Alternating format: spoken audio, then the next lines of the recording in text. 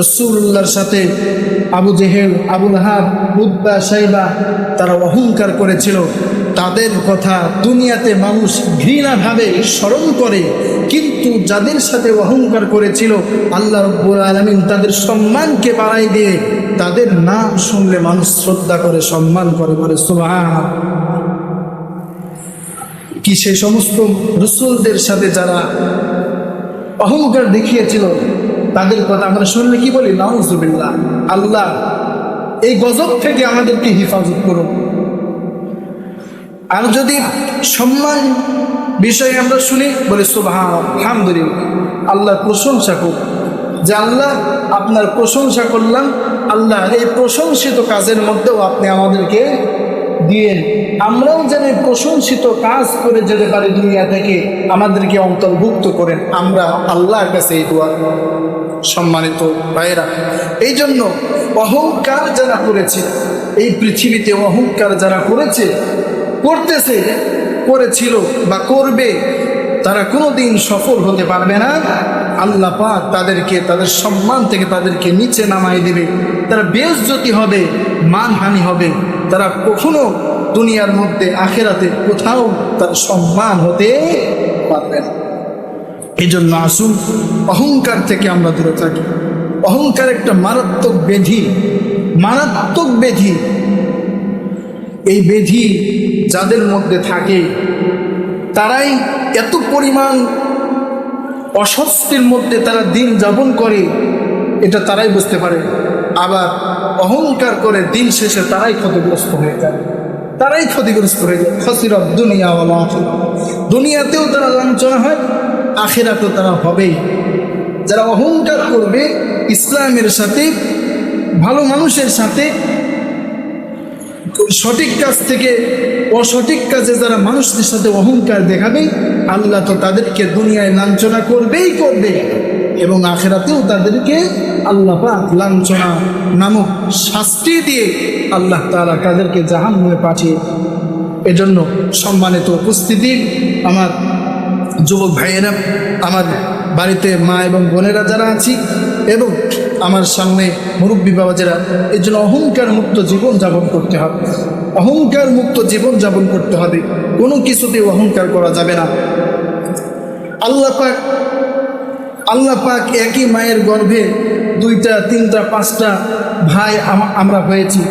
আল্লাহ তাআলা সবার চেহারা তো এক করেন নাই, কারোর চেহারা কি এক আছে? আল্লাহ এক করেন নাই, কোন বেশি করেছে? আল্লাহ সবাইকে কিন্তু এক বড় করে নাই, কেউ একটু লম্বা, কেউ একটু খাটো, কেউ একটু সুন্দর, কেউ একটু কালো। আল্লাহ আর্থিকভাবেও কোনো ব্যক্তিকে এক করেননি। তো এই নিয়ে কোনো ব্যক্তির দিলে অহংকার আনা যাবে না, অহংকার করা যাবে না। কেন অহংকার করেছিল? ইবলিস, আজাজিল, আল্লাহ পাকের কথার সাথে আল্লাহ পাক তাকে বলেছিল হযরত আদমকে তুমি সিজদা করো, সমস্ত ফেরেশতা সিজদা করেছিল, ইবলিস সিজদা করেছিল না। এই অহংকারের কারণে আল্লাহ পাক রব্বুল আলামিন তাকে ফেরেশতার নাম থেকে নিয়ে আল্লাহ তাআলা তাকে ইবলিস নামে নামকরণ করে দিয়েছে। এজন্য সম্মানিত উপস্থিতি, যেই অহংকার করলে আল্লাহ পাক রব্বুল আলামিন ফেরেশতা নামক সম্মানজনক থেকে যে আল্লাহ তাআলা শয়তানের খাতায় নাম লেখাইতে পারে, সে আল্লাহ এখনো আছে না নাই? বলেন না আছে না নাই? অবশ্যই আছে। এই জন্য যে আল্লাহ পাক রব্বুল আলামিন অহংকার করতে নিষেধ করেছেন, সে অহংকার থেকে দূরে সরে আসতে হবে। সম্মানিত ভাইরা, আল্লাহ রাব্বুল আলামিন অহংকার মুক্ত জীবন যাপন করতে বলেছেন। কেন? আল্লাহ তাআলা, মহান আল্লাহ তাআলা যখন হযরত আদম আলাইহিস সালাতু ওয়াস সালামকে এই পৃথিবীর জন্য যখন আল্লাহ তাআলা সৃষ্টি করলেন, এবং আল্লাহ রাব্বুল আলামিন সৃষ্টি করে যখন ফেরেশতাদেরকে বললেন, ও আমার ফেরেশতারা, তোমরা সবাই আমার এই সৃষ্টিকৃত আমার বান্দা এবং আমার নবী হযরত আদমকে তোমরা সিজদা করো। সকল ফেরেশতা সিজদা করলো, একমাত্র ইবলিস সিজদা করলো না। ইবলিস আল্লাহর কাছে বলে, আল্লাহ, আদম হইতেছে মাটির তৈরি, আর আমাকে তুমি বানিয়েছো আগুন দ্বারা, আর আগুনের কাজ তো উপর দিকে যাওয়া আসে, নিচের দিকে যাবে না, তার মাথা নত করবে না। সেজদা করতে হলে আদম আমাকে সেজদা করতে হবে, আমি কেন আদমকে সেজদা করতে যাব? আল্লাহ রাব্বুল আলামিন অর্ডার করেছেন, ও ফেরেশতা সবাইকে আমি হযরত আদমকে সিজদা করার জন্য বলেছি, তুমি সিজদা করবে না এটা তোমাকে নির্দেশ দেওয়া হয়নি, বরং তোমাকেও সিজদা করতে হবে। প্রিয় ভাইরা, এই কথার কারণে ইবলিস আল্লাহ পাকের হুকুম শুনে নাই, হযরত আদমের সিজদা করলো না। আল্লাহ রাব্বুল আলামিন ইবলিস কে আল্লাহ তাআলা আযাজিল তাকে বড় ফেরেশতাদের সর্দার হিসাবে আল্লাহ রাব্বুল আলামিন নিযুক্ত করেছিলেন, কিন্তু সিজদা না করার কারণে, আল্লাহর কথা অমান্য করার কারণে, অহংকার করার কারণে আমার আল্লাহ রাব্বুল আলামিন তামাম পৃথিবীর মধ্যে আযাজিলকে শয়তান নামে পরিচিত করে দিয়েছে। বলেন নাউজুবিল্লাহ। এই জন্য আমাকে আপনাকে অহংকার থেকে দূরে থাকতে হবে, অহংকার করা যাবে না।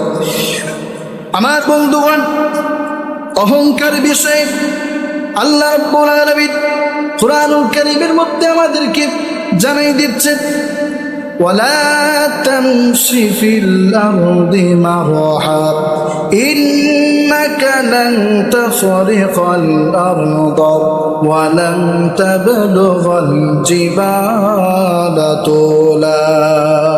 আল্লাহ বলছেন, অহংকার করে, অহংকার নিয়ে তোমরা জমিনে চলাফেরা করো না, জমিনে পা ফেলো না, জমিনে অহংকার করা যাবে না। জমিনটা হলো আমি আল্লাহ, আমি তোমাকে অহংকার করতে নিষেধ করেছি। আমার জমিনে থেকে আমার দেওয়া রিজিক খেয়ে, আমার দেওয়া শক্তির মাধ্যমে তুমি চলে, আমি আল্লাহ অহংকার করতে নিষেধ করেছি। তোমার দাম্ভিকতা, তোমার অহংকার আমার জমিনের সাথে তুমি দেখাবো না, যেহেতু এই জমিন সৃষ্টি করেছেন আল্লাহ। আল্লাহ বলছেন, ওয়ালা তামশি ফিল আরদ, আমার জমিনে তুমি অহংকার করে চলতে পারবে না। আল্লাহ নিষেধ করেছেন, আল্লাহ বারণ করেছেন, অহংকার করে আল্লাহর জমিনে পা ফেলাকে আল্লাহ নিষেধ করেছেন। এই জন্য অহংকার করা থেকে দেখেন আল্লাহ পাক রব্বুল আলামিন আমাদেরকে কড়াভাবে জবাব দিচ্ছেন, অহংকার করা যাবে না। দুনিয়ায় থাকতে হলে আমার বানানো দুনিয়াতে তোমার পা অহংকার বশত আমার জমিনের মধ্যে নিক্ষেপ করা যাবে না।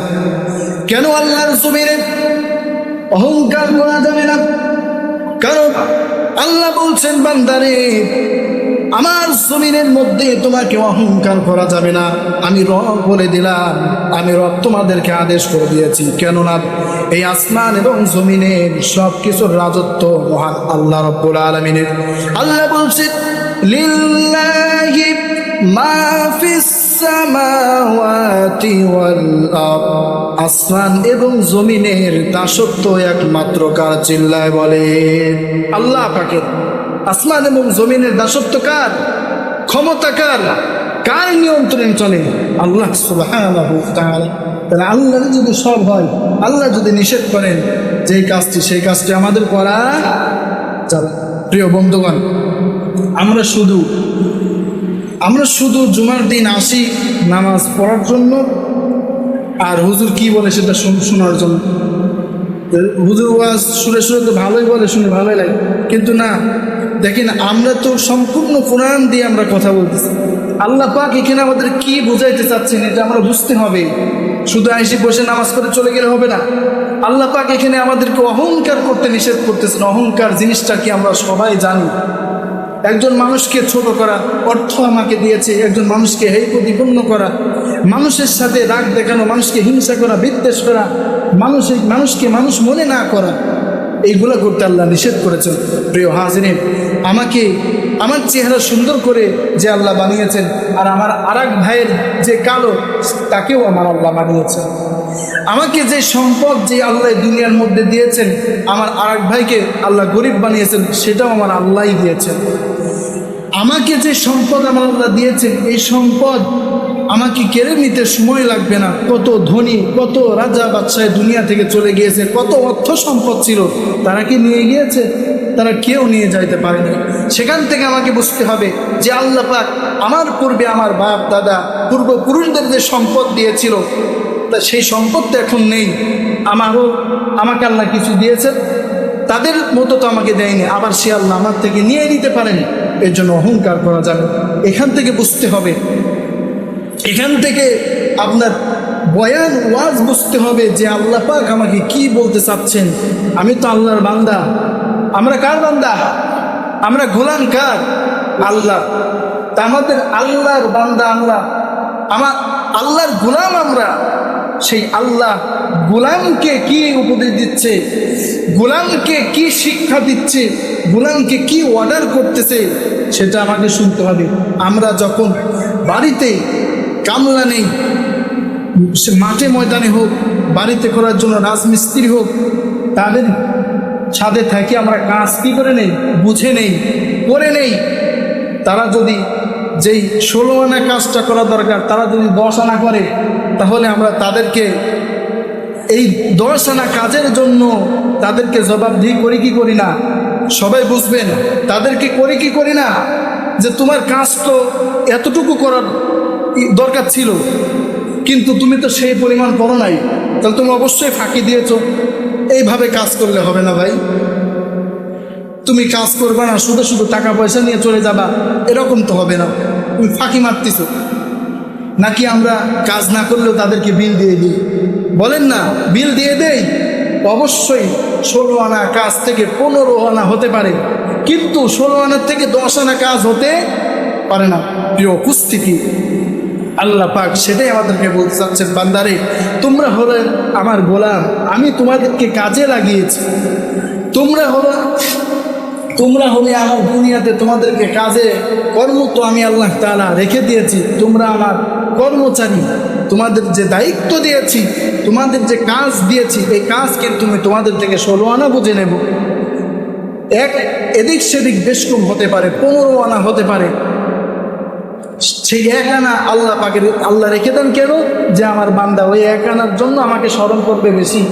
যখন মনে পড়বে গুনার কথা, আমাকে আল্লাহর কাছে, আমি আল্লাহর কাছে হাত উত্তোলন করে চোখের পানি ছেড়ে দিয়ে আমার কাছে কান্নাকাটি করবে। আমি আল্লাহ খুশি হয়ে তাকে 16 আনা তো দিয়ে দেবো, আরো বেশি কিছু দিয়ে দেবো। সুবহানাল্লাহ পড়েন। তো এই জন্য আমার আল্লাহ কিন্তু আমাদেরকে কর্ম দিয়েছেন দুনিয়াতে, আমার আপনার কাজ দুনিয়াতে আমার আল্লাহ দিয়েছেন। এবং এই আল্লাহ তার আমাদের থেকে 16 আনা কাজ কিন্তু বোঝাই নেবে ভাই। তো এই জন্য আল্লাহ বলছেন অহংকার করা যাবে না। যদি আমরা করে ফেলি, তাহলে কিন্তু আল্লাহ পাকের কাছে আমাদেরকে অবশ্যই জবাব দিয়ে দিতে হবে। এই জন্য এই ওয়াজ বুঝতে হবে। আল্লাহর কোরআন, আল্লাহ বলবেন তুমি কি আমার আয়াতের ওই কথা শোনো নাই যে অহংকার করে দুনিয়ায় চলা যাবে না? যদি শুনে থাকি তাহলে অবশ্যই এই শোনার উপরে আপনাকে অবশ্যই আল্লাহ তাআলার কাছে জবাবদিহি করতে হবে। আর আল্লাহ যদি জবাব আমাদের থেকে নেওয়া শুরু করেন, সম্মানিত উপস্থিতি ভাইয়েরা, আমরা আল্লাহর কাছে কিন্তু জবাব দেওয়ার মতো আমাদের কোনো রাস্তা থাকবে না। এজন্য আসুন, দুনিয়ায় তো আমরা চলাফেরা করতেছি, খাচ্ছি দাচ্ছি, সব করতেছি, একটু আমরা আল্লাহর কথা একটু শুনে দিলটাকে পরিবর্তন করার চেষ্টা করি। আমরা খেয়াল করুন, আল্লাহ বলছেন যে যারা রহমানের বান্দা হবে, যারা আল্লাহর বান্দা হবে, যারা রহমানের বান্দা হবে, তারা কখনো অহংকার করতে পারে না। কথা বুঝবেন? আল্লাহ বলছেন যদি তোমরা আমার বান্দা হয়ে থাকো, আর আমার বান্দা যারা, তারা কখনো অহংকার করতে পারে না। এটা আল্লাহর কথা, যে আমার বান্দা যারা হবে তারা কখনো অহংকার করতে পারে, তাদের মধ্যে কোনো অহংকার থাকবে না। তাহলে এখানে আমরা যারা আছি, আমরা কি সবাই আল্লাহর বান্দা?